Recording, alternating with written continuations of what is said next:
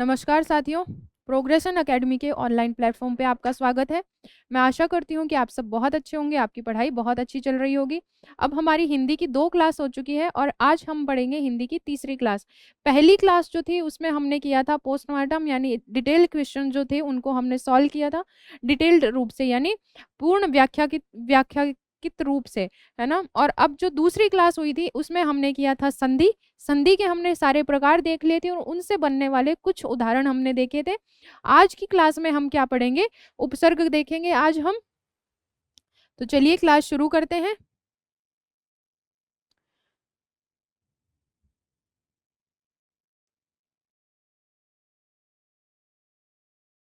तो सबसे पहले हम बात कर लेते हैं कि उपसर्ग होता क्या है।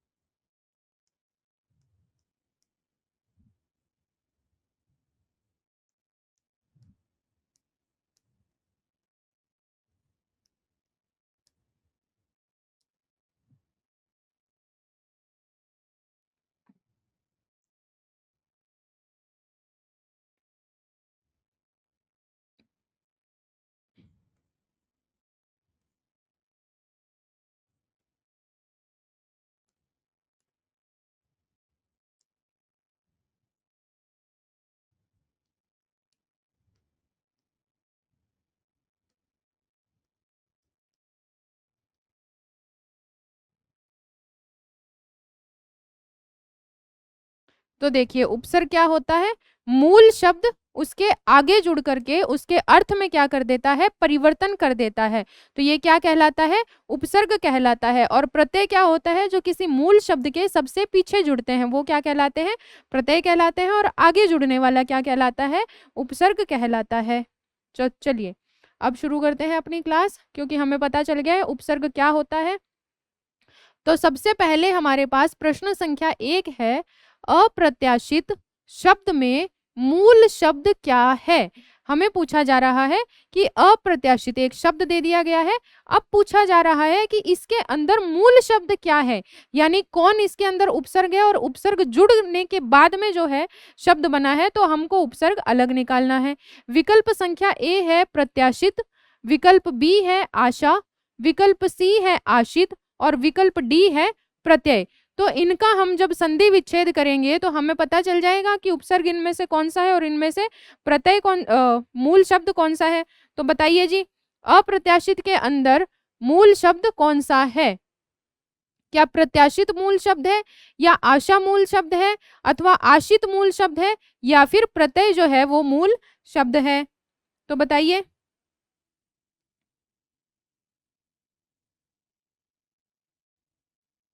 तो देखिए, इसके अंदर कौन है मूल शब्द? आशा। अब आप बात करेंगे कि आशा कैसे हुआ, तो सबसे पहले इसके अंदर प्रत्यय जुड़ा है उपसर्ग जुड़ा है उसके बाद में इसमें उपसर्ग जुड़ा है प्र, फिर उसके बाद में है आशा, इनका मूल शब्द, और सबसे आखिर में कौन जुड़ा है?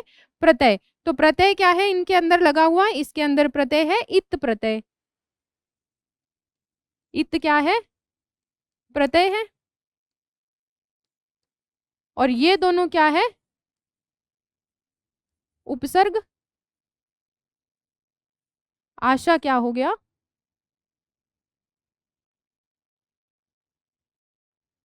मूल शब्द। अब आपको अप्रत्याशित शब्द में मूल शब्द की जगह ये भी पूछा जा सकता था कि अप्रत्याशित के अंदर कितने उपसर्ग का प्रयोग हुआ है। तो कितने उपसर्ग लगे हैं? 2। एक तो बना है और दूसरा उपसर्ग लगा है प्र, फिर उसके बाद में मूल शब्द आता है आशा और इत क्या है? प्रत्यय। तो इन सब की जब संधि की गई तो हमें कौन सा शब्द प्राप्त हुआ? हमें शब्द प्राप्त हुआ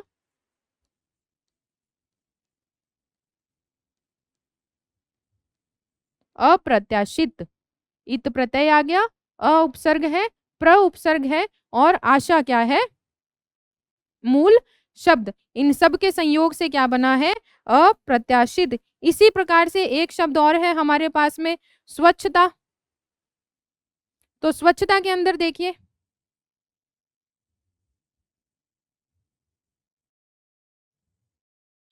यहाँ पे सु क्या है? उपसर्ग। और स्वच्छता के अंदर कौन से प्रत्यय का प्रयोग हुआ है? तो ता प्रत्यय का प्रयोग हुआ है।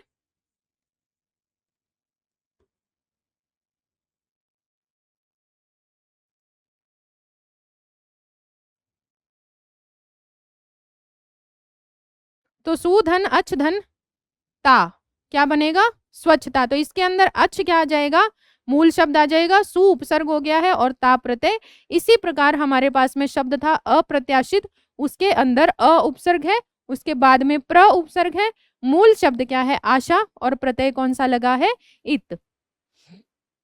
चलिए प्रश्न संख्या 2 की तरफ कदम बढ़ाएं। और प्रश्न संख्या 2 है हमारे समक्ष, किस शब्द में उपसर्ग नहीं है? तो ये प्रश्न हमें ऐसा पूछना चाह रहा है कि हमें यहाँ विकल्प में चार ऑप्शन दिए गए हैं, 4 विकल्प दिए गए हैं, और उन 4 विकल्प में से हमें ये बताना है कि इनमें से कोई एक शब्द ऐसा है जिसके अंदर क्या नहीं लगा हुआ है? उपसर्ग का प्रयोग नहीं हुआ है, और बाकी 3 ऐसे होंगे जिनके अंदर उपसर्ग लगा हुआ है, लेकिन एक शब्द इनमें से ऐसा है जिसके अंदर उपसर्ग नहीं लगा है। तो विकल्प ए है अचार, विकल्प बी है आचार, विकल्प सी है विचार, और विकल्प डी क्या है? प्रचार। तो बताइए इनमें से कौन सा ऐसा शब्द है जिसमें उपसर्ग का प्रयोग नहीं हुआ है? तो बताइए कौन सा शब्द है? तो सबसे पहले हम क्या करते हैं? संधि विच्छेद करना शुरू करते हैं। तो सबसे पहले हम आचार की संधि करते हैं, तो क्या होगा? आधन चार, यानी यहां तो उपसर्ग आ गया है आ, फिर उसके बाद में है हमारे पास में विचार, विचार की संधि की जाएगी तो क्या होगा? संधि विच्छेद कीजिए इसका। तो वी धन चार, उसके बाद में हमारे पास में बचता है प्रचार। तो प्रचार क्या क्या होगा? प्रधन चार। तो ये देखिए आ, वी और प्र, ये हमारा कट गया, ये कट गया, ये कट गया। इन तीनों के अंदर तो क्या हुआ है? उपसर्ग का प्रयोग हुआ है। फिर पीछे कौन बचता है? अचार। तो अचार के अंदर किसी भी उपसर्ग का प्रयोग नहीं हुआ है, क्योंकि अचार क्या है? स्वयं में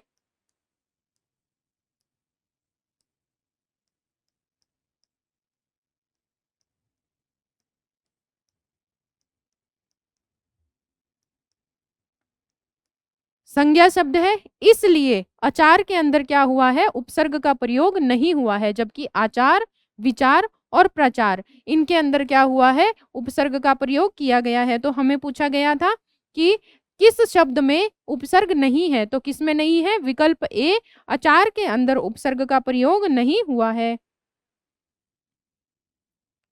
चलिए अब आगे बढ़ते हैं और देखते हैं प्रश्न संख्या 3। प्रश्न संख्या 3 है, किस शब्द में उपसर्ग का प्रयोग नहीं हुआ है?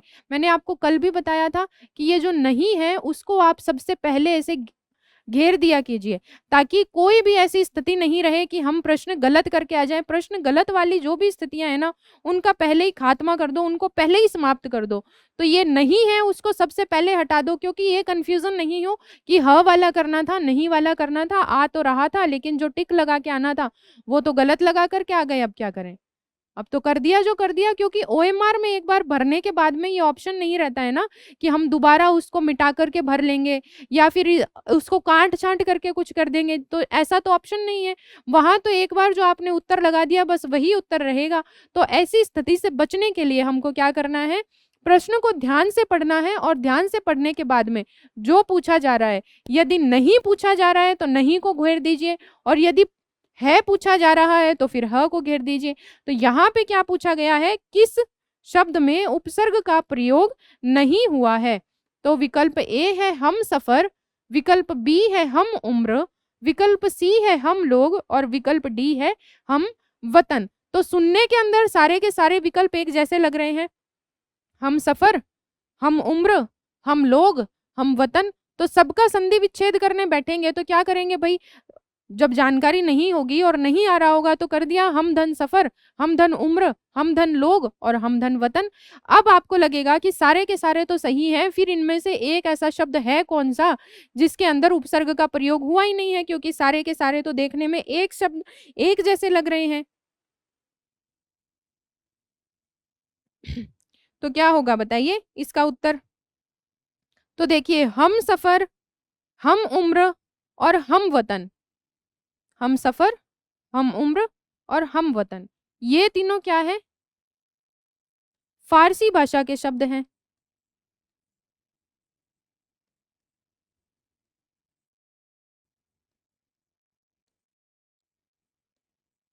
ये तीनों क्या है? फारसी भाषा के शब्द।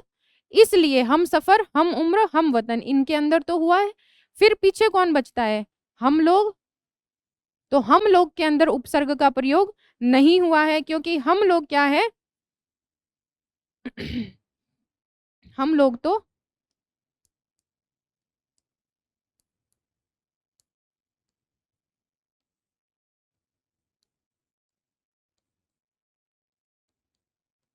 विशेषण है, सार्वनामिक विशेषण। विशेषण क्या होते हैं? विशेषता बताने वाले। तो हम लोग क्या बता रहा है? विशेषता बता रहा है, यानी लोग कौन है? हम सारे के सारे क्या है? लोग हैं। तो ये क्या है भाई? सार्वनामिक विशेषण है, इसलिए यहाँ पे हम लोग के अंदर क्या हुआ है? उपसर्ग का प्रयोग नहीं हुआ है। अन्य तीनों हम सफर, हम उम्र और हम वतन, ये क्या है? फारसी भाषा के शब्द हैं जहां पे उपसर्ग का प्रयोग किया गया है। चलिए आगे बढ़ते हैं। प्रश्न संख्या 4। हम भी केबीसी की तरह खेलें और बोले कि कंप्यूटर महोदय हमारे सामने अगला प्रश्न प्रस्तुत कीजिए। तो लीजिए, कंप्यूटर महोदय ने अपने सामने अगला प्रश्न जो है वो उपस्थित कर दिया है, और प्रश्न हमें पूछ रहा है किस शब्द में 3 उपसर्गों का प्रयोग हुआ है? एक नहीं, दो नहीं, 3। कोई इनमें से कोई एक विकल्प ऐसा है जिसके अंदर कितने उपसर्ग का प्रयोग हुआ है? 3 उपसर्गों का प्रयोग किया गया है। विकल्प ए है सुव्यवस्थित, विकल्प बी है स्वागत, विकल्प सी है निराकरण और विकल्प डी है सम्मेलन। तो किस शब्द में 3 उपसर्गों का प्रयोग हुआ है? इसको घेर लीजिए। कितने उपसर्ग अलग करने हैं हमें? 3 उपसर्ग अलग करने हैं। चलिए मैं थोड़ा सा आपको टाइम देती हूँ, इसको सॉल्व करके देखिए कि विकल्प ए सही होगा, विकल्प बी सही होगा, विकल्प सी सही होगा अथवा विकल्प 4 सही होगा। तो बताइए ऐसा कौन सा शब्द है जिसके अंदर 3 उपसर्ग का प्रयोग किया गया है? तो अगर आप सम्मेलन, निराकरण और स्वागत इन तीनों का संधि विच्छेद करेंगे तो क्या होगा भाई? आपको पता चल जाएगा कि यहाँ पे तो कौन आया है? सु, यहाँ पे निर, यहाँ पे सम्मेलन है। तो यहाँ पे भी आपको पता है कि एक ही उपसर्ग का प्रयोग किया जा रहा है। अब हमारे पास में पीछे कौन बचता है? सुव्यवस्थित। तो बताइए सम्मेलन। तो आपको पता है कि जब संधि का प्रयोग होता है तो आगे वाला अक्षर किस में बदल जाता है? तीसरे में बदल जाता है। इसलिए मैंने सम्मेलन का संधि विच्छेद नहीं किया है, क्योंकि ये तो आपको आ रहा होगा कि सम्मेलन के अंदर कौन से शब्दों से मिलकर के सम्मेलन बना है। तो बताइए फिर पीछे कौन बचता है? सुव्यवस्थित। अब हम सुव्यवस्थित जो है इसका संधि विच्छेद करके देख लेते हैं कि कितने उपसर्ग आ रहे हैं यहाँ पे। तो यहाँ पे है सु धनवी, सुधनवी, धन अव,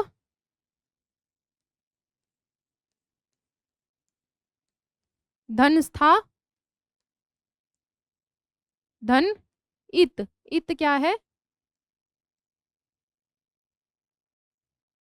प्रत्यय। अब बताइए यहाँ पे कितने उपसर्गों का प्रयोग हुआ है? 3 उपसर्गों का प्रयोग हुआ है। सु, धनवी, धन अव, ये तीनों की तीनों क्या है? उपसर्ग।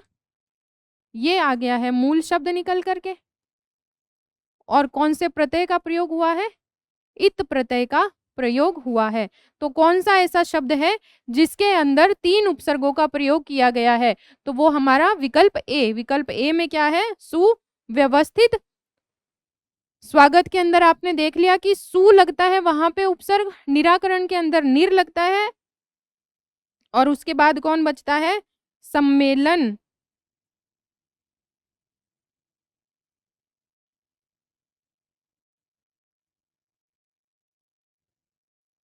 तो सम्मेलन में कौन सा उपसर्ग लगा है भाई? सम। अब बताइए, स्वागत के अंदर सु, निराकरण में निर, सम्मेलन में सम, तो पीछे कौन बचता है? यहाँ तो एक एक उपसर्ग से काम चल गया। वहां बच रहा है जहां पे 3 उपसर्ग का प्रयोग हुआ है। तो 3 उपसर्ग का प्रयोग किसके अंदर किया गया है? सुव्यवस्थित के अंदर। चलिए अब आगे बढ़ते हैं और देखते हैं प्रश्न संख्या 5। प्रश्न संख्या 5 है, किस क्रम में एक से अधिक उपसर्गों का प्रयोग किया गया है? अब यहाँ पे हमें 4 क्रम दिए गए हैं, यानी 4 शब्द दिए गए हैं। इन चारों में से कोई एक शब्द ऐसा है जिसमें एक से अधिक उपसर्ग का प्रयोग हुआ है। अब एक से अधिक वो 2 उपसर्ग भी हो सकते हैं, 3 भी हो सकते हैं, 4 भी हो सकते हैं। कितने? एक से ज्यादा है। अब एक से ज्यादा कितने भी हो, लेकिन इन चारों में से कोई एक विकल्प ऐसा है जहां पे एक से ज्यादा क्या है भाई? उपसर्ग प्रयोग में लिए गए हैं। तो विकल्प ए है पर्यावरण, विकल्प बी है अलंकार, विकल्प सी है तिरोभाव और विकल्प डी है आविर्भाव। तो बताइए, इनमें से कौन सा एक विकल्प ऐसा है जहां पर एक से अधिक उपसर्ग का प्रयोग किया गया है? बताइए कौन सा होगा? तो सबसे पहले हम क्या करते हैं, हर एक का संधि विच्छेद करना शुरू कर देते हैं, ठीक है? तो सबसे पहले अलंकार का ही कर लेते हैं।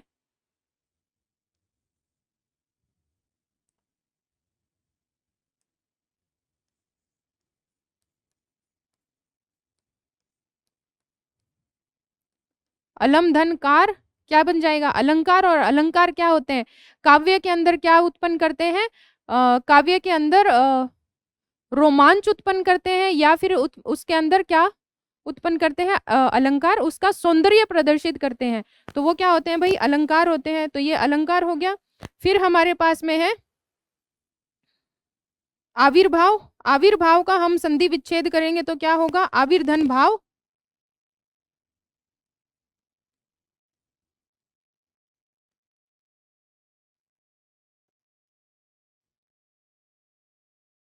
आविर्भाव। अब बताइए, 2 शब्द आपके पास में है, बाहर लिख दिया क्या? ये लीजिए, अलंकार का हमारे पास में है, आविर्भाव का हमारे पास में संधि विच्छेद है, और तिरोभाव का आपको पता है तीर्धन भाव। पीछे कौन बचता है?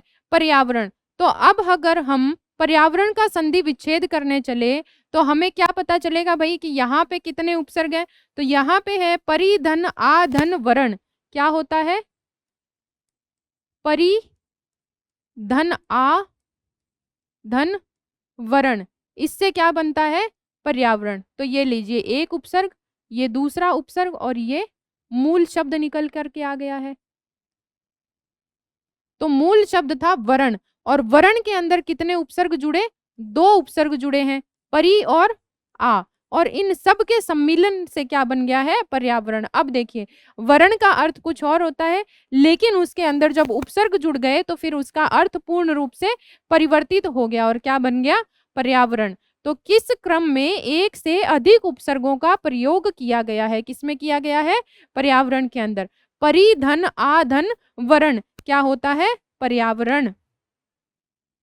चलिए अब हम बढ़ते हैं प्रश्न संख्या 6 की तरफ, और प्रश्न संख्या 6 है हमारे पास में, किस शब्द में उपसर्ग का प्रयोग नहीं हुआ है? अब इनमें से कोई एक विकल्प ऐसा है जिसके अंदर किसी भी उपसर्ग का प्रयोग नहीं किया गया है, अन्य 3 जो हैं उनके अंदर उपसर्ग का प्रयोग हुआ है, लेकिन कोई एक ऐसा है जिसके अंदर उपसर्ग का प्रयोग नहीं हुआ है।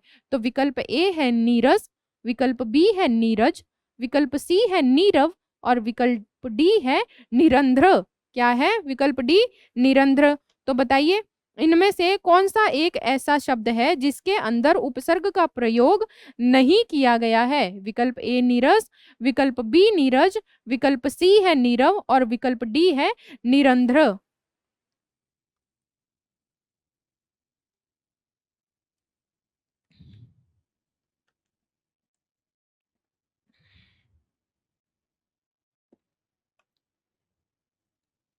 तो सबसे पहले चलिए नीरस का कर लेते हैं अपन संधि विच्छेद। तो क्या होता है नीरस का? निर्धन रस। और इस निर का मतलब क्या होता है? रहित। सामान्य भाषा में कहें तो के बिना, यानी किसी चीज के बिना। तो नीरस यानी जिसके अंदर कोई रस नहीं है वो क्या है? नीरस। निर्धन रस। उसके बाद में हमारे पास में कौन है? उसके बाद में हमारा संधि विच्छेद कर लेते हैं नीरव का। तो नीरव का क्या होगा?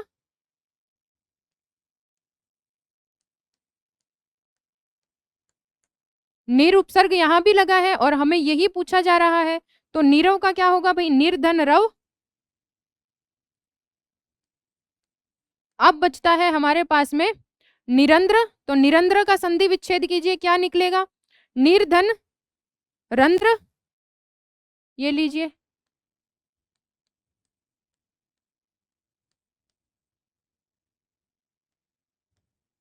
निर्धन रंध्र हो गया। अब कौन बचता है? नीरज। तो चलिए नीरज का क्या होगा? निर्धन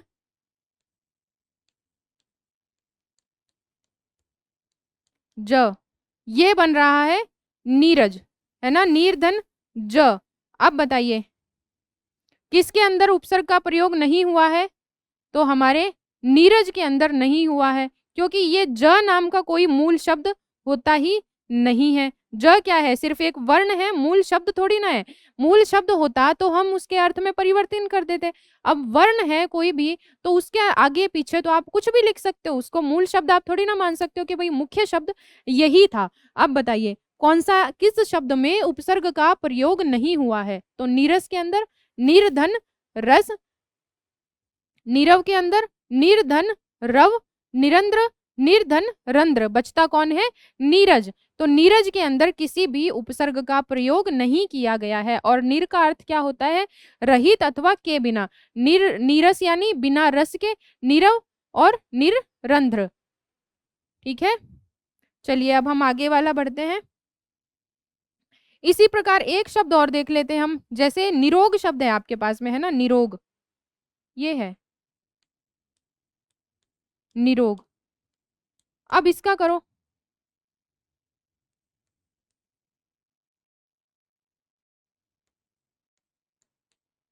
निर्धन रोग, यानी जिसको कोई रोग नहीं है वो क्या कौन होगा भाई? निरोग हो जाता है। निरोग, पहला सुख निरोगी गाया तो वही निरोग।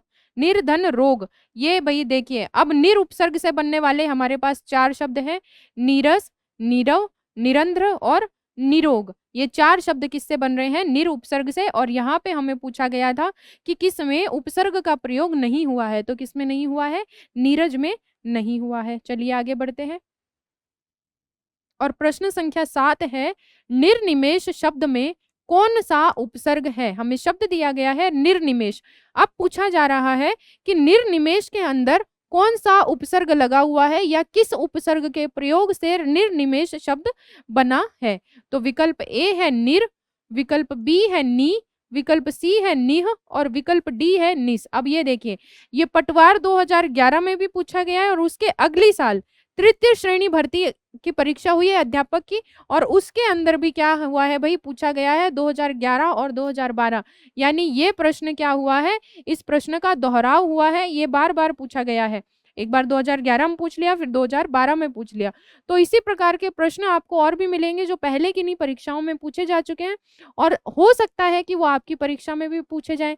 इसलिए पीवाईक्यू आपको सॉल्व करने ही है। जैसे ही आपका सिलेबस कंप्लीट हो जाए, आपको लगे कि अब सब कुछ पढ़ लिया है, तो फिर पीवाईक्यू की बुक उठा लो और उस पीवाईक्यू की पुस्तक में से सारे सवाल करते जाओ, खुद से करते जाओ। अगर ऐसा लगे ना कि मुझे ये नहीं आ रहा है, कोई बात नहीं, एक बार आप आंसर की देख करके कर लो, लेकिन उसको करो। फिर अगर आपको नहीं भी आएगा ना तो भी याद हो जाएंगी कुछ चीजें, और ऐसा भी हो जाता है तो भी हमारे लिए तो अच्छा ही है, क्योंकि हमें क्या करना है?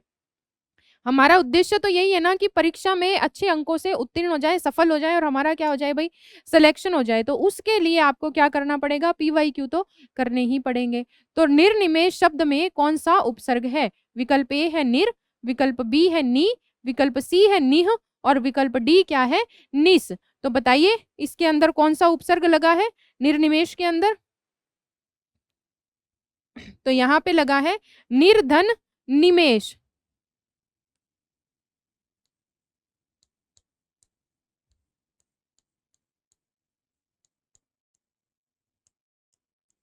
निर्धन निमेष से क्या बना है निर्निमेष। इसी प्रकार का अगर हम कोई और उपसर्ग देखें जिसके अंदर निर लग रहा हो तो क्या बनेगा भाई?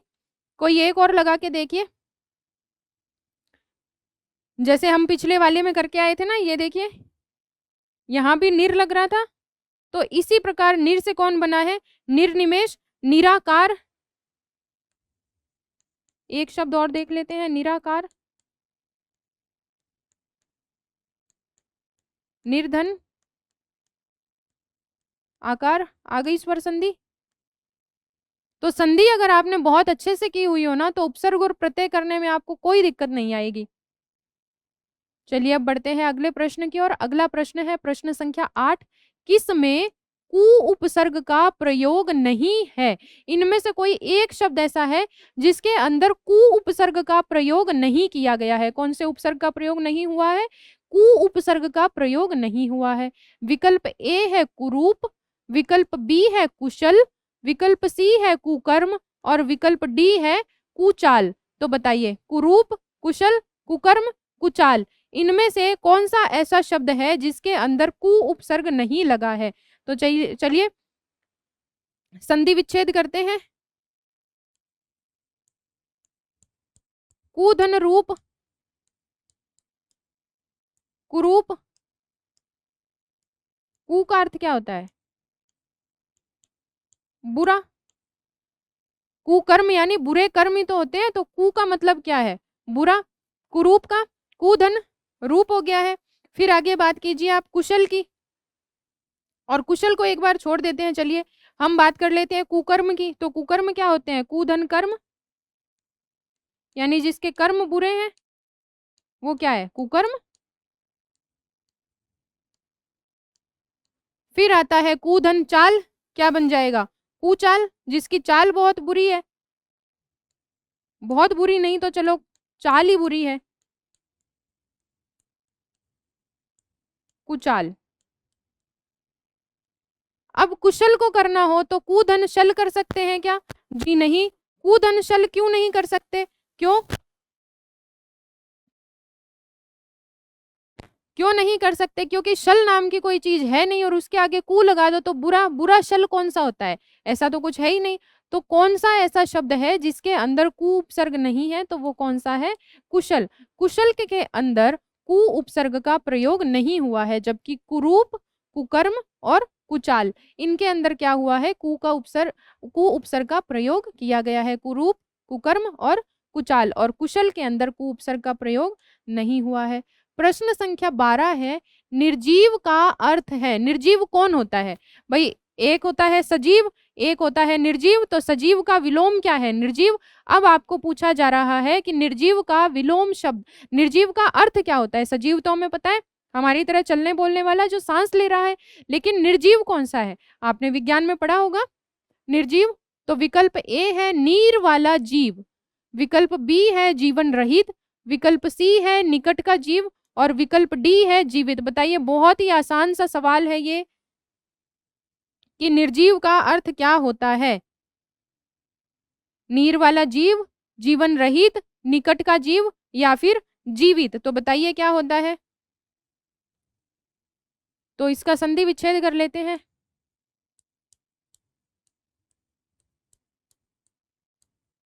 निर्धन जीव। अब निर का आपको पता है, निर का अर्थ क्या होता है? रहित या के बिना।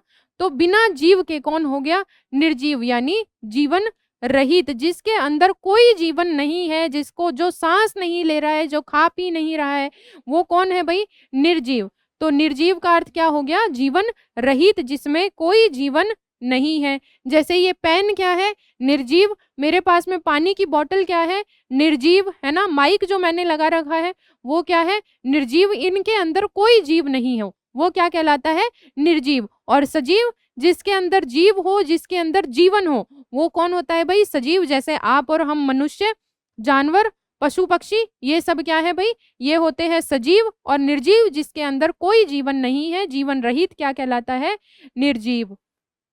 चलिए आगे बढ़ते हैं प्रश्न संख्या 10 की तरफ। अध उपसर्ग नहीं लगा है, इनमें कोई एक शब्द ऐसा है जिसके अंदर अध उपसर्ग का प्रयोग नहीं किया गया है। अब कोई एक ऐसा होगा जिसमें अध उपसर्ग नहीं है, और कोई 3 ऐसे हैं जिसके अंदर अध उपसर्ग है। विकल्प ए है हमारे पास में अधर्म, विकल्प बी है अधमरा, विकल्प सी है अधपका, विकल्प डी है अधजला। तो बताइए ऐसा कौन सा शब्द है जिसके अंदर अध उपसर्ग का प्रयोग नहीं किया गया है, बताइए। अधमरा,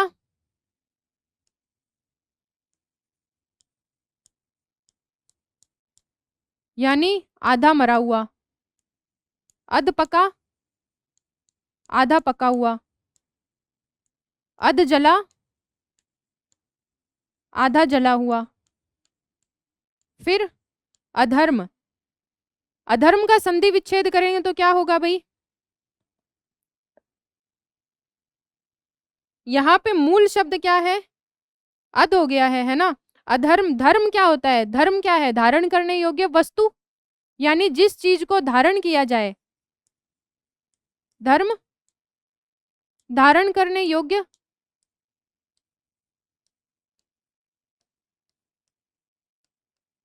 वो तो है धर्म। अब इसके आगे आप लगा दो अधर्म, जिसको धारण नहीं किया जा सकता, जो बहुत बुरा है, जो पाप है, वो क्या है, अधर्म। अब बताइए अधमरा, अधपका, अधजला, इन तीनों के अंदर तो आ रहा था अध, और हमें यही पूछा गया है कि कोई एक शब्द ऐसा है जिसके अंदर अध का प्रयोग नहीं किया गया है। तो किसमें नहीं हुआ है, अधर्म के अंदर नहीं हुआ है, क्योंकि अधर्म में किसका प्रयोग हुआ है, अ का प्रयोग किया गया है। प्रश्न संख्या 11 है, किस क्रमांक में बद उपसर्ग नहीं है। अब यहाँ कोई एक शब्द ऐसा है जिसके अंदर बद उपसर्ग का प्रयोग नहीं किया गया है। विकल्प ए है बदकिस्मत, विकल्प बी है बदनाम, विकल्प सी है बदहजमी, और विकल्प डी है बदस्तूर। तो बताइए बदकिस्मत, बदनाम, बदहजमी और बदस्तूर, इनके अंदर कौन सा एक शब्द है जिसके अंदर बद उपसर्ग का प्रयोग नहीं किया गया है। बद का अर्थ क्या होता है, बद का अर्थ क्या होता है भाई बताइए। बद का अर्थ होता है बुरा,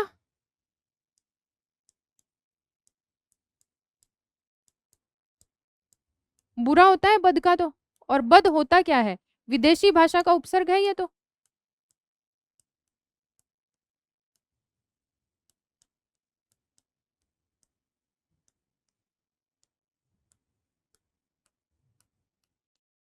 विदेशी भाषा का उपसर्ग कौन है, बद, यानी बद का मतलब क्या होगा, बुरा।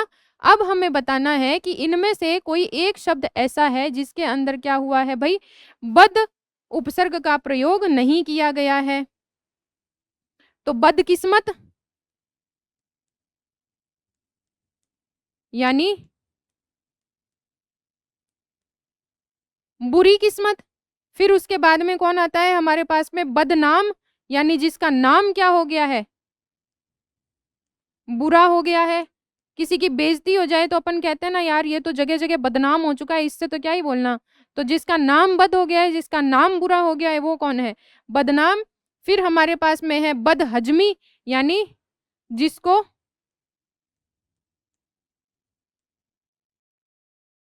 बदहजमी हो गई है, कोई भोजन हजम ही नहीं हुआ है, यानी बदहजमी, कोई बुरा हजम होने वाला, बुध हजमी। फिर कौन बचता है हमारे पास में, बदस्तूर। तो बदस्तूर क्या है भाई, बदस्तूर, बदस्तूर के अंदर उपसर्ग कौन सा लगा है, बधन दस्तूर। दस्तूर तो हमें पता है ना कि हमारे यहाँ का यही दस्तूर है, हमारे यहाँ ऐसे ही रीति रिवाज है। तो दस्तूर के अंदर कौन से उपसर्ग का प्रयोग हुआ है, ब उपसर्ग का, और बाकी के अंदर किस उपसर्ग का प्रयोग हुआ है, बद उपसर्ग का। तो हमें पूछा गया था किस क्रमांक में बद उपसर्ग का प्रयोग नहीं किया गया है, तो किस में नहीं किया गया है, बदस्तूर के अंदर नहीं किया गया, यानी बदस्तूर, बदस्तूर के अंदर बधन दस्तूर। आगे बढ़ते हैं प्रश्न संख्या 12, किस शब्द में अधि उपसर्ग नहीं लगा है। अब इनमें से कोई एक ऐसा है जिसके अंदर अधि उपसर्ग का प्रयोग नहीं किया गया है। विकल्प ए है अध्यात्म, विकल्प बी है अभ्युदय, विकल्प सी है अधीक्षण, विकल्प डी है अद्वितीय का। अब ये जो अध्यात्म है ना, इसको कई कई लोग आध्यात्म भी कर देते हैं, तो ये आप ध्यान रखना भाई कि शुद्ध रूप कौन सा है, अध्यात्म या आध्यात्म। जैसे दुर्वस्था होता शुद्ध रूप दुर्वस्था है, और उसको बोलने में क्या बोल देते हैं, दुरावस्था। तो इस प्रकार के कई शब्द हैं, अध्यात्म और आध्यात्म भी उनमें से एक है।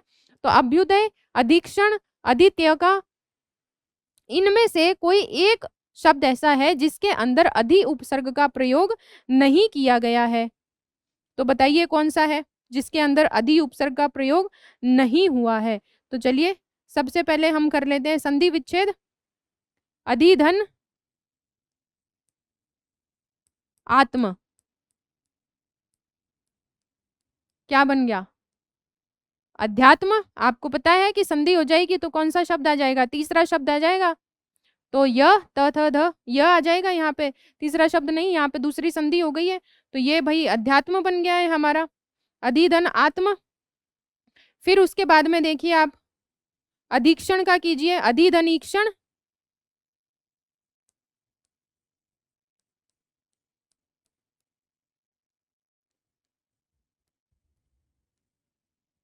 ये लीजिए, अब हमारे पास में कौन बचता है, अद्वितीय का। इसका संधि विच्छेद कीजिए तो भी कौन आ रहा है, अधि। तो ये तीन शब्द तो ऐसे हो गए हैं जिसके अंदर कौन से उपसर्ग का प्रयोग हुआ है, अधि का प्रयोग किया गया है। फिर हमें पूछा गया है कि कोई एक शब्द ऐसा है जिसके अंदर अधि शब्द का, अधि जो उपसर्ग है उसका प्रयोग नहीं हुआ है।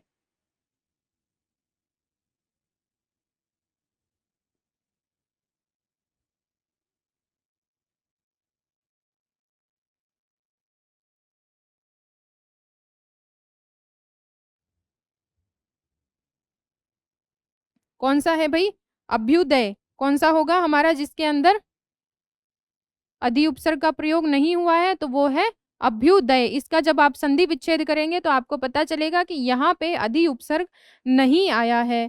अधि का अर्थ क्या होता है, अधि का अर्थ होता है ऊंचा या फिर श्रेष्ठ। अधि का अर्थ क्या होता है, ऊंचा या श्रेष्ठ। अभ्युदय, अध्यात्म, अधीक्षण, अद्वितीय का। अध्यात्म, अधीक्षण और अद्वितीय का, इनके अंदर तो अधि उपसर्ग का प्रयोग हुआ है, जबकि अभ्युदय के अंदर अधि उपसर्ग का प्रयोग नहीं किया गया है। अब हमारे पास में है प्रश्न संख्या 13, जो हमें कहता है अध्ययन शब्द में कौन सा उपसर्ग लगा है।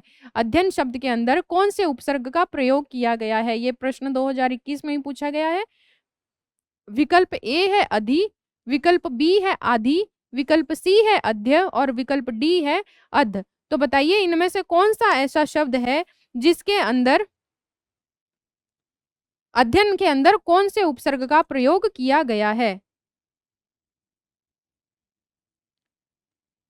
बताइए। अध्ययन,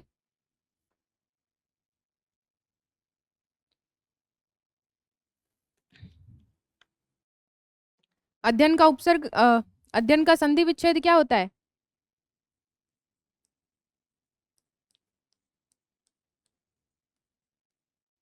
अधिधन अयन। इनसे क्या बना है, अध्ययन। और अध्ययन यानी पढ़ना, जो आप लोग अध्ययन कर रहे हो, तो अधिधन अयन, अधिधन अयन से क्या बना है, अध्ययन। और हमें यही पूछा गया था कि अध्ययन के अंदर कौन सा उपसर्ग है, तो कौन सा उपसर्ग है, अधि उपसर्ग। चलिए आगे बढ़ते हैं। प्रश्न संख्या 14, अध्यादेश शब्द का उपसर्ग है। हमें शब्द दिया गया है अध्यादेश। अब पूछा जा रहा है कि अध्यादेश में से हमें क्या अलग करना है, उपसर्ग अलग करना है। तो विकल्प ए है अध्य, विकल्प बी है अधि, विकल्प सी है अ और विकल्प डी है देश।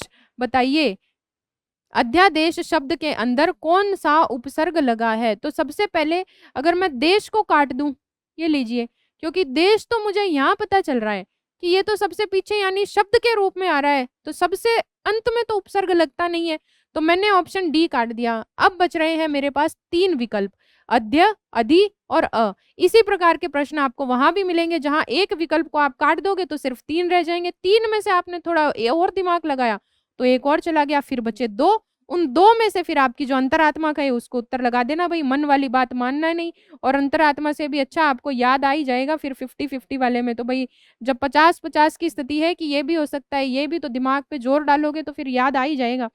तो बताइए, अध्यादेश शब्द के अंदर किस उपसर्ग का प्रयोग किया गया है? तो क्या मैं इसको लगा दूं?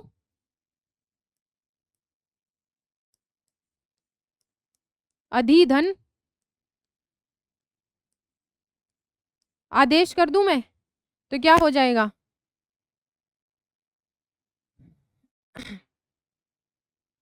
अधिधन आदेश से बन जाएगा अध्यादेश। तो अध्यादेश के अंदर कौन से उपसर्ग का प्रयोग हुआ है? अधि उपसर्ग का प्रयोग किया गया है। प्रश्न संख्या 15 है, किस क्रम में ला उपसर्ग का सही प्रयोग नहीं हुआ है? यानी ला उपसर्ग का प्रयोग तो हुआ है, लेकिन एक शब्द ऐसा है जिसके अंदर ला उपसर्ग का सही प्रकार से प्रयोग नहीं किया गया है। यहाँ पे नहीं को घेर देते हैं सबसे पहले। विकल्प ए है लावारिस, विकल्प बी है लावजह, विकल्प सी है ला इलाज और विकल्प डी है लापरवाह। तो बताइए, लावारिस जिसके कोई माँ बाप नहीं है, लावारिस है वो। ला वजह, बिना किसी वजह का। ला इलाज, जिसका अब इलाज हो सकना असंभव है। लापरवाह, जिसको किसी चीज की परवाह नहीं है, वो कौन होता है? लापरवाह। तो बताइए इनके अंदर से कौन सा ऐसा एक शब्द है जिसके अंदर ला उपसर्ग का प्रयोग नहीं किया गया है? लावारिस कौन होता है? जिसका पीछे कोई वारिस नहीं रह गया है। लाधन वारिस। अब बताइए आगे वाला, चलिए। ला इलाज, बिना इलाज के, यानी अब इलाज होगा ही नहीं, ला इलाज हो गया है। अब बताइए, लापरवाह, लाधन परवाह, जिसको किसी चीज की कोई परवाह नहीं है, हर चीज में लापरवाह है। पीछे कौन बचता है? ला वजह। तो ला वजह कुछ होता है क्या? बताइए। ला वजह तो होता ही नहीं है कुछ, बिना वजह के। तो अपन ऐसे थोड़ी कहते हैं ला वजह, अपन क्या कहते हैं? हम जब भाषा में प्रयुक्त करते हैं तो क्या ला वजह कहते हैं? कहीं कहीं नहीं कहते। हम क्या कहते हैं? बिना वजह तुम्हें वहां जाना क्यों है? तो यहाँ बिना होता तब तो हम बात कर लेते कि भाई उपसर्ग लग गया है यहाँ। तो ला तो कुछ इसके अंदर बन ही नहीं रहा है, तो ला वजह किस क्रम में ला उपसर्ग का प्रयोग सही नहीं हुआ है? तो कहाँ पे नहीं हुआ है? ला वजह के अंदर नहीं हुआ है। जबकि लावारिस, ला इलाज और लापरवाह के अंदर किसका प्रयोग किया गया है? ला उपसर्ग का। लाधन वारिस, लाधन इलाज, लाधन परवाह, लापरवाह। और आप लोगों को लापरवाह नहीं बनना है, अब हमारे पास समय नहीं है लापरवाही करने के लिए। प्रश्न संख्या 16 है, इनमें से किस शब्द में उपसर्ग नहीं है? अब इनमें कोई एक शब्द ऐसा है जो स्वयं में मूल शब्द ही है, उसके अंदर कोई उपसर्ग नहीं है, वो अपने आप में पूर्ण है। विकल्प ए है ओसर, विकल्प बी है संकल्प, विकल्प सी है अनार और विकल्प डी है 59। तो बताइए ऐसा कौन सा शब्द है जिसके अंदर किसी उपसर्ग का प्रयोग नहीं किया गया है?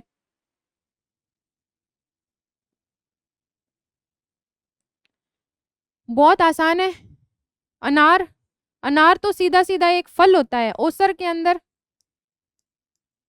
ओ उपसर्ग लग गया है ना। 59 के अंदर उन, उनका मतलब क्या होता है? एक कम, यानी 60 में एक कम है तो 59। संकल्प के अंदर कौन सा उपसर्ग है? सम। फिर पीछे कौन बचता है? अनार। अनार अपने आप में फल है, पूर्ण शब्द है वो। अनार में से आप अ हटा दो, पीछे नार बच जाएगा। तो नार क्या होता है? कुछ नहीं। नर होता, नारी होता, तब तो हम बात करते, लेकिन यहाँ तो नार है, तो नार तो कोई शब्द नहीं है। इसलिए कौन से शब्द के अंदर उपसर्ग का प्रयोग नहीं हुआ है? अनार के अंदर नहीं हुआ है। जबकि ओसर, संकल्प और 59 इनके अंदर क्या हुआ है भाई? उपसर्ग का प्रयोग किया गया है।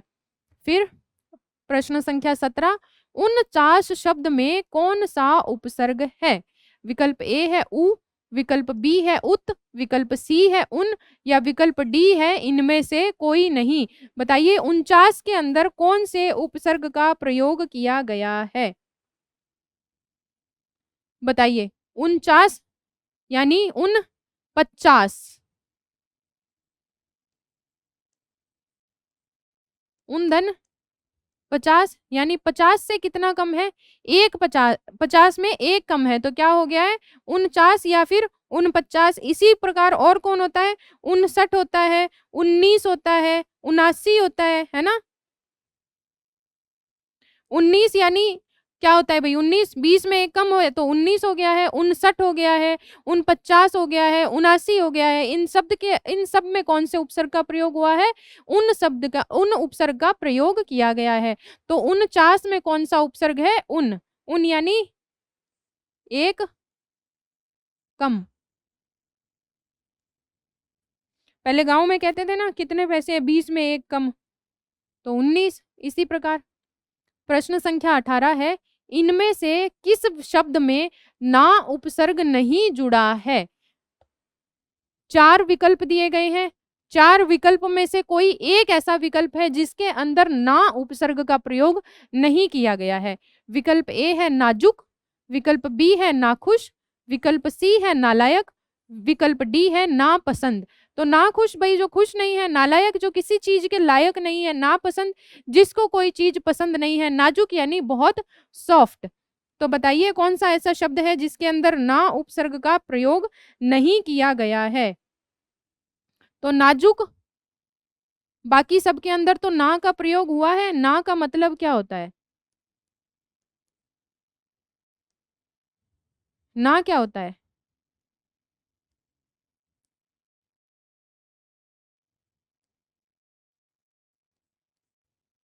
ना का अर्थ भाई मतलब जो चीज पसंद नहीं है, पसंद के विपरीत या फिर किसी चीज का अभाव। ना का मतलब अभाव हो गया ना, किसी चीज की कमी है भाई। अब ना खुश किस वजह से होगी? कोई ना कोई ऐसी वजह होगी जिस वजह से ना खुश है, अभाव है किसी चीज का, इस वजह से हम क्या है? ना खुश। नालायक किसी ना किसी गुण की ऐसी कमी होगी जिसके कारण वो नालायक है। फिर नापसंद किसी ना किसी चीज की कमी है, किसी ना किसी चीज का अभाव है जिसके कारण वो चीज हमें पसंद नहीं है। तो ना का मतलब क्या होता है? अभाव। नाजुक, नाजुक के अंदर ना शब्द का प्रयोग नहीं किया गया है। जुक कोई शब्द नहीं होता, नाजुक लगा दो। नाजुक यानी बहुत सॉफ्ट, बहुत आरामदायक। सॉफ्ट होता है ना एकदम, वो क्या होता है? नाजुक होता है। प्रश्न संख्या 19, किस शब्द में कोई उपसर्ग नहीं है? अब यहाँ एक शब्द ऐसा है जिसके अंदर किसी भी प्रकार के उपसर्ग का प्रयोग नहीं किया गया है। विकल्प ए है बेचारा, विकल्प बी है बेशुमार, विकल्प सी है विदित और विकल्प डी क्या है? विहित। तो बताइए इनमें से कौन सा ऐसा एक शब्द है जिसके अंदर किसी उपसर्ग का प्रयोग नहीं हुआ है? बेचारा, बेशुमार, विदित या विहित। बेशुमार यानी बहुत ज़्यादा मात्रा के अंदर हो। तो कहते हैं ना, वो गाना भी सुना होगा आपने। चलिए गाना तो मैं नहीं बताऊँगी अब आपको, क्योंकि आपको भी बहुत अच्छे से पता है बेशुमार। किसी के पास दौलत हो बेशुमार, तो बताइए भई कौन-सा ऐसा शब्द है जिसके अंदर कोई उपसर्ग नहीं है? बेचारा, बेदनचारा, वो कौन है बेचारा? बेशुमार यानी बहुत सारी या बहुत सारा। पीछे बचते हैं विदित और विहित। तो विदित का बनाइए। विद धन इत, इत क्या है? प्रत्यय। और उपसर्ग और प्रत्यय खाली जुड़ने से तो कुछ बचेगा नहीं। तो विद क्या है? मूल शब्द है। फिर बचता है विहित। विहित का क्या होता है? विधन हित।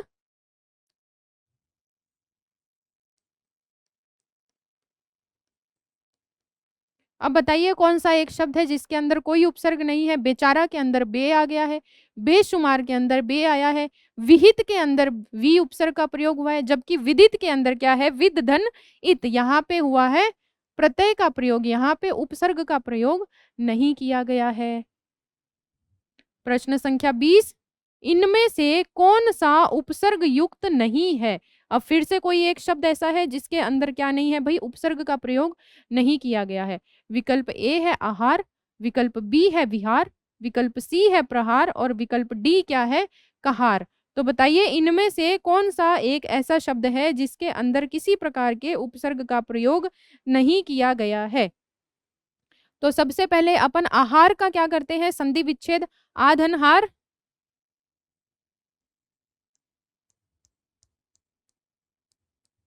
विहार,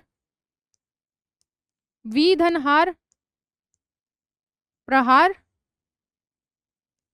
प्र उपसर्ग आ गया है यहाँ पे, प्रधनहार, फिर कहार। तो क उपसर्ग होता ही नहीं है कि अपन ऐसे कर दें क धनहार, तो जी नहीं, ऐसा कुछ है नहीं। तो इसका मतलब किसके अंदर उपसर्ग का प्रयोग नहीं हुआ है, कहार के अंदर उपसर्ग का प्रयोग नहीं किया गया है। जबकि आहार, विहार और प्रहार ये तीनों किससे बने हैं, ये तीनों के तीनों उपसर्ग के प्रयोग से बने हुए शब्द हैं। चलिए आगे बढ़ते हैं। प्रश्न संख्या 21, निम्न में उपसर्ग रहित शब्द है। अब फिर से हमें चार विकल्प दिए गए हैं और उन चार विकल्पों में से कोई एक विकल्प ऐसा है जिसके अंदर उपसर्ग का प्रयोग नहीं किया गया है। विकल्प ए है प्रखर, विकल्प बी है व्याकुल, विकल्प सी है प्रतीक्षा, विकल्प डी है अक्षी। अब बताइए इनके अंदर कौन सा एक ऐसा शब्द है जिसके अंदर उपसर्ग का प्रयोग नहीं किया गया है। तो चलिए सबसे पहले प्रखर को तोड़ लेते हैं, प्रधन खर, लीजिए यहां तो प्रय उपसर्ग आ गया है। अब आता है व्याकुल, तो व्याकुल का संधि विच्छेद कीजिए, विधन आकुल, लीजिए यहां भी आ गया है। फिर कौन बचता है, प्रतीक्षा, तो प्रतिधन ईक्षा, ये लीजिए यहां भी प्रति उपसर्ग का प्रयोग हो गया है। फिर बचता है अक्षी, अक्षी क्या है भाई, अक्षी उपसर्ग रहित है क्योंकि अक्षी स्वयं में ही मूल शब्द है, पूर्ण रूप ही क्या है अक्षी। अक्षी के आगे कुछ और लगाते, कुछ और जोड़ने का प्रयास करते। अक्षी के अंदर तो प्रत्यय भी नहीं है। आप बताओ कि भाई अक्षी के अंदर क्या प्रत्यय है, प्रत्यय तो बोलने से ही पता चल जाता है ना। जैसे आपने बोला कड़वाहट, मुस्कुराहट, तो आपको पता चल रहा है कि वहां पे कौन सा प्रत्यय आ रहा है। इसी प्रकार आपने बोला प्रखर, तो पता चल रहा है प्र उपसर्ग है। प्रतीक्षा, व्याकुल, तो यहाँ पे सब पता चल रहा है कि प्रखर, व्याकुल और प्रतीक्षा इन तीनों में क्या हुआ है, उपसर्ग का प्रयोग किया गया है। जबकि अक्षी एकमात्र ऐसा शब्द है जिसके अंदर उपसर्ग का प्रयोग नहीं हुआ है, अर्थात अक्षी क्या है, उपसर्ग रहित शब्द है। चलिए आगे बढ़ते हैं और प्रश्न संख्या 22 देखते हैं। इनमें से किस शब्द में उपसर्ग नहीं है। अब इनमें फिर से कोई एक शब्द ऐसा है जिसके अंदर उपसर्ग का प्रयोग नहीं किया गया है और ये सेकंड ग्रेड एग्जाम में पूछा गया था भाई। तो विकल्प ए है पर्यटन, विकल्प बी है नकटा, विकल्प सी है संकल्प और विकल्प डी क्या है, हमराज। नकटा कौन होता है, जिसकी नाक कटी हुई हो, जैसे शूर्पणखा जिसकी नाक काट दी थी भाई, तो क्या हो गई थी, नकटी हो गई थी। संकल्प, हमराज। अब बताइए इनमें से ऐसा एक कौन सा शब्द है जिसके अंदर उपसर्ग का प्रयोग नहीं किया गया है। तो सबसे पहले पर्यटन का कर लेते हैं संधि विच्छेद, क्या होता है, परिधन अटन, क्या होगा, पर्यटन। फिर उसके बाद में संकल्प की बात कीजिए, समधन, कल्प, संकल्प, हमधन, राज।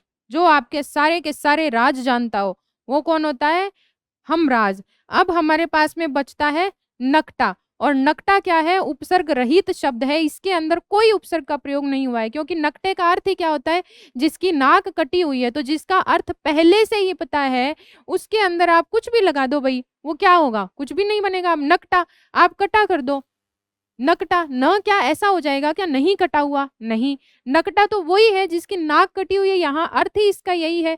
जबकि पर्यटन, संकल्प और हमराज इनके अंदर क्या हुआ है, उपसर्ग का प्रयोग किया गया है और नकटा के अंदर कोई उपसर्ग नहीं है।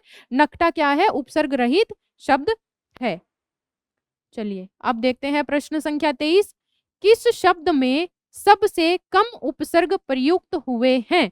यानी यहाँ पे कोई एक शब्द ऐसा है जिसके अंदर सबसे कम उपसर्ग का प्रयोग किया गया है, बाकी वाले ऐसे होंगे जिसके अंदर एक से अधिक उपसर्ग का प्रयोग किया गया होगा। विकल्प ए है प्रत्युपकार, विकल्प बी है अवलोकन, विकल्प सी है अभ्यागत और विकल्प डी है अव्यवस्थित। तो बताइए इनमें से कौन सा एक ऐसा शब्द है जिसके अंदर सबसे कम उपसर्ग का प्रयोग किया गया है? बताइए। प्रत्युपकार का कीजिए, प्रति धन उपधन कार, प्रति धन उप धन कार, ये बन गया प्रत्युपकार। अब हमारे पास में बचता है अभ्यागत। अभी धन आधन गत होता है,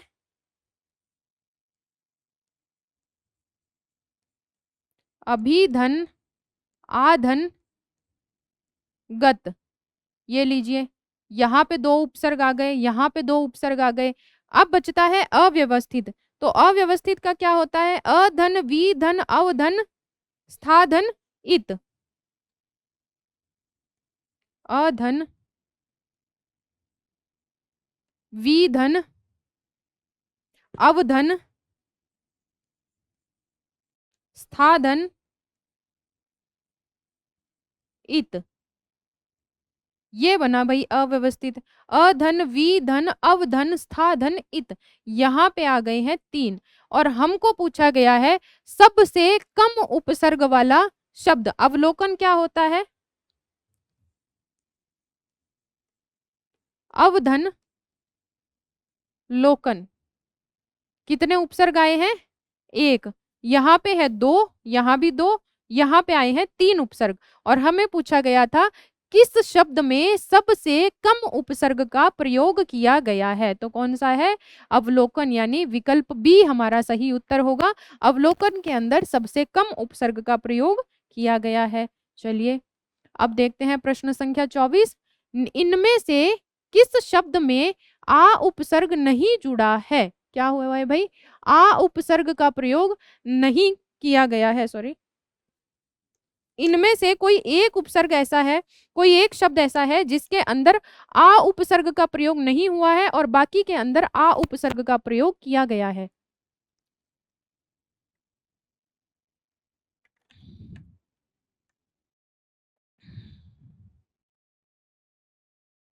सबसे पहले आ का अर्थ देख लेते हैं। आ का अर्थ क्या होता है? आ का अर्थ क्या होता है बताइए? आ का अर्थ होता है तक, इधर या फिर से। तक, इधर, से, ये तो होता है आ का अर्थ। जैसे आज तक, या फिर इधर से कोई शब्द बना हो या फिर से कोई शब्द बना हो तो क्या लगेगा भाई? आ लगेगा। जैसे आकार, आधन कार होता है। आकार देखिए,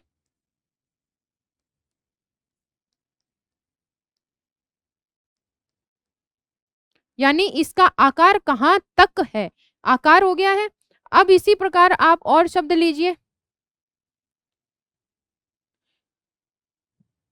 जिनके अंदर आ उपसर्ग का प्रयोग किया गया हो। अब हमें पूछा गया है कि कोई एक शब्द ऐसा है जिसके अंदर आ उपसर्ग का प्रयोग नहीं किया गया है। आघात, तो यहां भी आघात आ रहा है, आधन घात।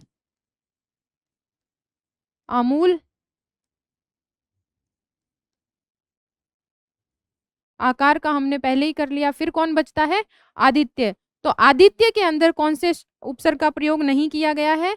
आ उपसर्ग का प्रयोग नहीं किया गया है। एक शब्द और होता है, आपने याद किया होगा, आ जानू।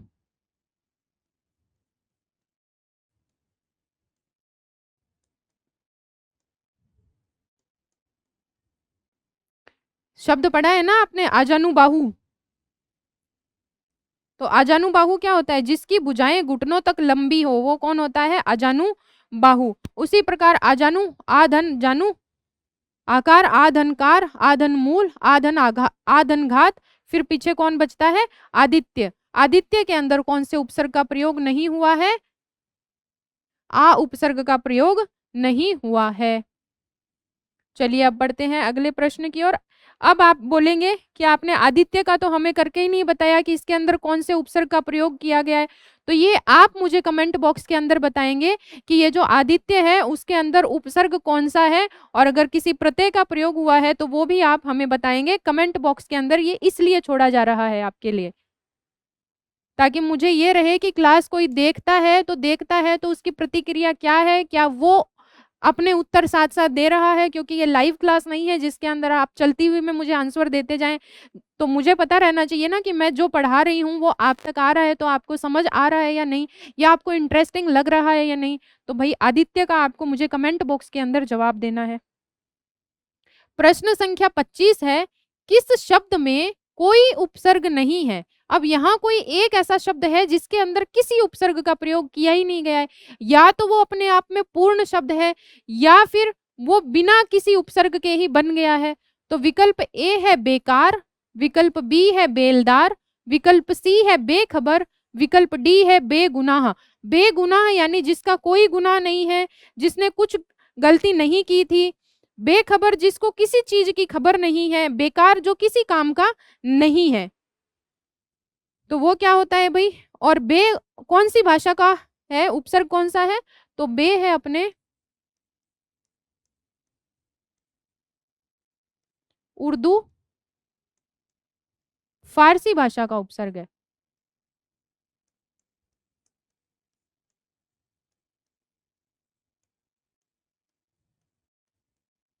लीजिए, बेकार जो किसी काम का नहीं हो,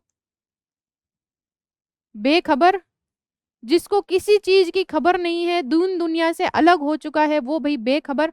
जैसे आपको पूछा जाए कि आपको इस चीज की खबर थी, तो आप क्या कहेंगे? नहीं, मैं इस चीज से बेखबर हूं, मुझे इस बारे में कुछ भी नहीं पता है। बेगुनाह जिसने कोई गुनाह नहीं किया है, वो बेगुनाह है। फिर पीछे बचता है बेलदार। बेलदार स्वयं में एक मूल शब्द है। बेलदार यानी या तो जो मजदूरी का काम करता है, या फिर जो नहरों वगैरह पे वहां से जो मिट्टी आती है नहर के अंदर, नहर की सफाई की जाती है, तो उसको निकाला जाता है। वो जो कार्य करता है वो भी क्या कहलाता है? बेलदार कहलाता है। तो इनमें से कौन सा एक ऐसा शब्द है जिसके अंदर किसी उपसर्ग का प्रयोग नहीं किया गया है? तो कौन सा शब्द है? बेलदार। बेकार यानी कि बिना किसी काम का, बेखबर जिसको किसी खबर का कोई पता नहीं है, बेगुनाह जिसने कोई गुनाह नहीं किया है। और इसी प्रकार का एक शब्द और है बेवजह, यानी बिना वजह। बेदाग जिसके ऊपर कोई दाग नहीं लगा हुआ है, साफ सुथरा, वो क्या है? बेदाग। ये कुछ और हैं जो इसी उपसर्ग से शब्द बने हैं। आगे चलते हैं। प्रश्न संख्या 26, किस शब्द में केवल एक उपसर्ग जुड़ा हुआ है? अब यहाँ पे कोई एक ऐसा शब्द है जिसके अंदर सिर्फ और सिर्फ एक उपसर्ग का प्रयोग हुआ है, और बाकी वाले ऐसे हैं जिनके अंदर एक से अधिक उपसर्ग का प्रयोग किया गया होगा। तो विकल्प ए है सुप्रसिद्ध, विकल्प बी है प्रतिनियुक्ति, विकल्प सी है पर्यवेक्षक, विकल्प डी है अभिभावक।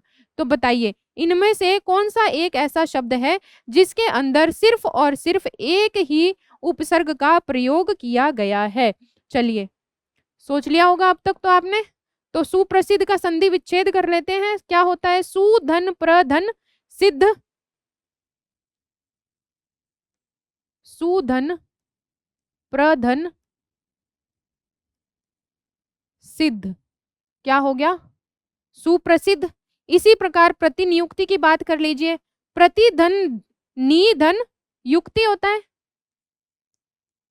प्रतिधन निधन युक्ति, ये तो बनगा प्रतिनियुक्ति।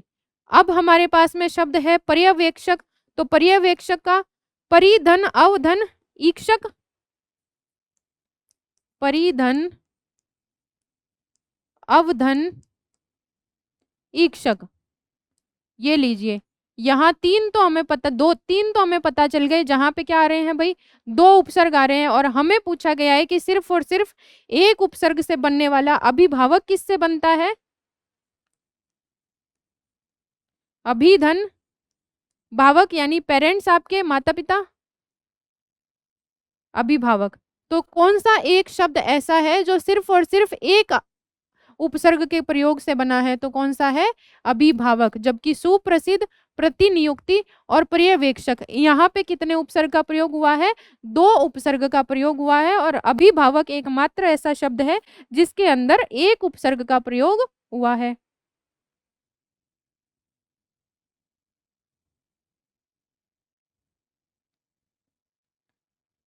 ये एक स्लाइड गलती से खाली रह गई है यहाँ पे, ये टाइपिंग मिस्टेक हुई है भाई। तो प्रश्न संख्या 27 है, निम्नलिखित में उपसर्ग रहित शब्द है। अब यहाँ पे कोई एक ऐसा शब्द है जिसमें किसी भी उपसर्ग का प्रयोग नहीं हुआ है, और एसआई का जो परीक्षा हुई थी 2021 में, उसके अंदर ये प्रश्न पूछा गया है। आप में से बहुत सारे अभ्यर्थी ऐसे होंगे जिन्होंने ये वाली परीक्षा दी थी। तो विकल्प ए है परास्त, विकल्प बी है अद्यतन, विकल्प सी है व्याधि, और विकल्प डी है प्रत्येक। और हमें पूछा गया है कि कोई एक ऐसा शब्द है जिसके अंदर उपसर्ग का प्रयोग नहीं किया गया है। तो बताइए भाई कौन सा ऐसा शब्द है? सबसे पहले हम परास्त का संधि विच्छेद कर लेते हैं, क्या होगा? पराधन, बताइए। पराधन अस्त क्या होता है? परास्त। तो लीजिए, ये तो कट गया भाई, ये तो नहीं हो सकता। अब पीछे बचते हैं 3, पीछे 3 बचते हैं जिसके अंदर कौन है भाई? अद्यतन। अद्यतन क्या होता है? अद्यतन तन।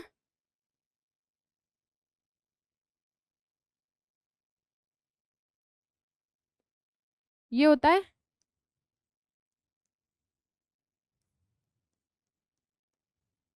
ये लीजिए, ये भी कट गया। अब बचता है व्याधि, विधन आदि।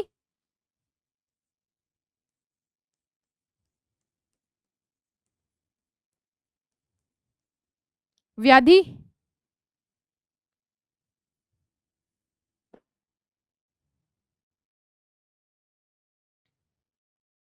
फिर है हमारे पास में प्रत्येक, प्रतिधन एक।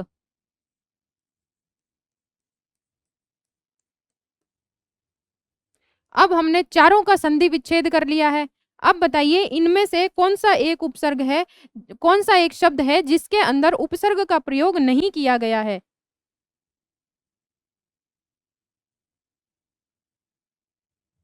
बताइए तो, कौन सा ऐसा शब्द है जिसके अंदर उपसर्ग का प्रयोग नहीं हुआ है?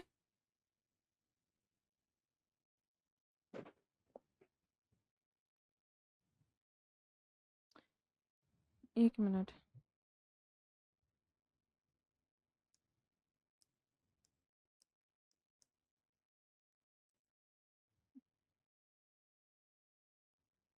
ये लीजिए, पराधन अस्त, विधन आदि, प्रतिधन एक, पीछे कौन बचता है? अध्यतन। और अध्यतन के अंदर अधय धन तन है। तो यहाँ पे ये क्या है? उपसर्ग रहित शब्द है, और बाकी सब के अंदर क्या हुआ है? उपसर्ग का प्रयोग किया गया है। अब चलते हैं हम प्रश्न संख्या 28 की तरफ। किस शब्द में उपसर्ग और प्रत्यय दोनों प्रयुक्त हुए हैं?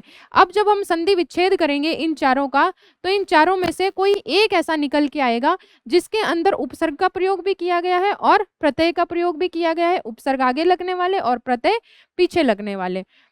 विकल्प ए है विद्वता, विकल्प बी है कुसुमति, कुसुमित, विकल्प सी है आर्थिक, और विकल्प डी है आधिपत्य। तो बताइए कौन सा एक ऐसा शब्द है जिसके अंदर उपसर्ग और प्रत्यय दोनों का प्रयोग किया गया है?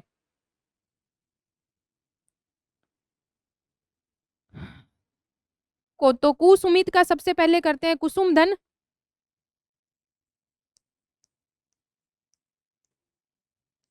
इत। ये लीजिए, कु निकल के आ गया, इत निकल करके आ गया। फिर उसके बाद में हमारे पास में कौन है?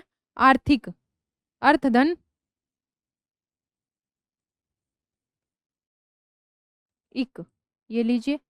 अब है हमारे पास में अधिपत्य, अधिधन पति धन य।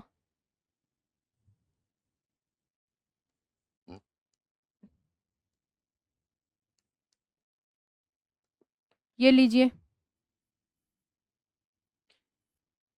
फिर हमारे पास में कौन बचता है? विद्वता। विद धन वता।